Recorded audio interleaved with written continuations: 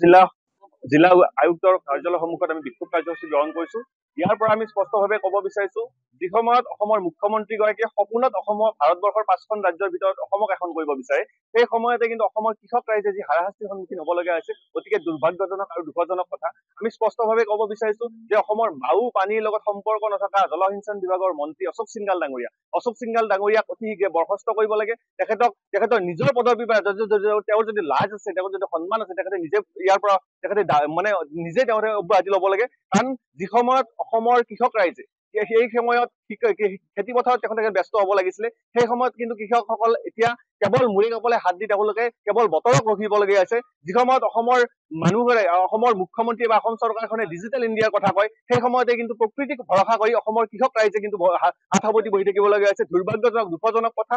আৰু আমি স্পষ্টভাৱে ক'ব বিচাৰিছো যেতিয়ালৈকে অসমৰ কৃষক ৰাইজক সকাহ নিদিয়ে তেতিয়ালৈকে কিন্তু সদৌ অসম ছাত্ৰ সন্থা, সদৌ কামৰূপ জিলা নীৰৱে বহি নাথাকে। এটা কথা স্পষ্ট, অসমৰ ভিতৰত আটাইতকৈ দুৰ্নীতিগ্ৰস্ত বিভাগটোৱে হৈছে জলসিঞ্চন বিভাগ। কেৱল ইয়াত ঠিকাদাৰী কমিশ্যনৰ অংকত চলে।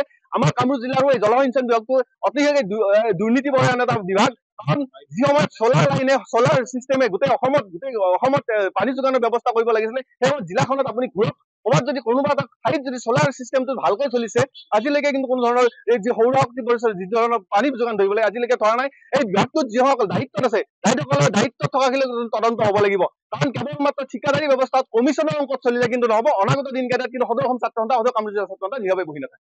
অসমত যি খৰাং পৰিস্থিতিৰ সৃষ্টি কৰিছে, এই পৰিস্থিতিয়ে সৰ্বসাধাৰণ ৰাইজৰ লগতে কৃষি প্ৰধান অঞ্চলসমূহত যথেষ্ট ক্ষতিসাধন কৰিছে। যিহেতু আমাৰ কামৰূপ জিলাৰ 90% মানুহে কৃষিৰ লগত জড়িত আৰু যি খেতি পথাৰত পানী নাইকিয়া হোৱাৰ ফলত আমাৰ যথেষ্ট অসুবিধাৰ সন্মুখীন হৈছে। এই ক্ষেত্ৰত জলসিঞ্চন বিভাগটোৱে এক চকুমুদা খুলিৰ ভাৰ ধৰিছে। এই ক্ষেত্ৰত আমি আজি এই প্ৰতিবাদী কাৰ্যসূচী ৰূপায়ণ কৰিছো আৰু আজি এই প্ৰতিবাদী কাৰ্যসূচীৰ জৰিয়তে অসমৰ মুখ্যমন্ত্ৰী মহোদয়লৈ আমি কামৰূপ জিলা উপায়ুক্ত মহোদয়ৰ জৰিয়তে আমি স্মাৰক পত্ৰখন দিব বিচাৰিছো আৰু স্মাৰক পত্ৰখন প্ৰদান কৰাৰ আগতে স্মাৰক পত্ৰখন আমি পাঠ কৰি দিব বিচাৰিছো। স্মাৰক পত্ৰখন মই সদৌ কামৰূপ জিলা ছাত্ৰ সন্থা সভাপতি নৱজ্যোতি দাস ডাঙৰীয়াক পাঠ কৰি দিয়াৰ কাৰণে অনুৰোধ জনাইছো। কৃষকে কৃষি কাৰ্য সম্পাদন কৰিব পৰা নাই। চৰকাৰৰ পৰিকল্পিত আৰু বিজ্ঞানসন্মত কৃষি আৰু জলসিঞ্চন নীতিৰ অভাৱৰ বাবে আজি কৃষকসকলে উপযুক্ত সময়তো ধান খেতিৰ পৰা আঁতৰি থাকিবলগীয়া হৈছে। জিলাখনৰ বিভিন্ন প্ৰান্তত উপযুক্ত জলসিঞ্চন অভাৱৰ হেতুৰে লক্ষাধিক কৃষকে সোণোৱালী শস্য ৰোপণ সপোন সৈতে সামৰিবলগীয়া হৈছে। জিলাখনৰ কৃষক সমাজে বছৰ ধৰি উপযুক্ত বীজ, সাৰ, কীটনাশক দ্ৰব্য আৰু জলসিঞ্চনৰ সুবিধাৰ পৰা বঞ্চিত হৈ কথাবোৰ কেতিয়াও গ্ৰহণযোগ্য নহয়।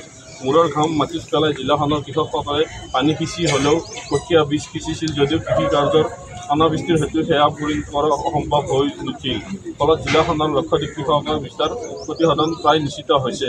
গতিকে ছাত্ৰ সন্থাই এই স্মাৰক পত্ৰৰ যোগেদি জিলাখনৰ বিভিন্ন প্ৰান্তত দেখা দিয়া অনাবৃষ্টিৰ বিকল্প সমাধান হিচাপে তাৎক্ষণিকভাৱে কাৰ্যকাৰী হোৱাকৈ জলসিঞ্চন ব্যৱস্থা বিভাগীয়ভাৱে কৰি দিবৰ বাবে দাবী জনালোঁ।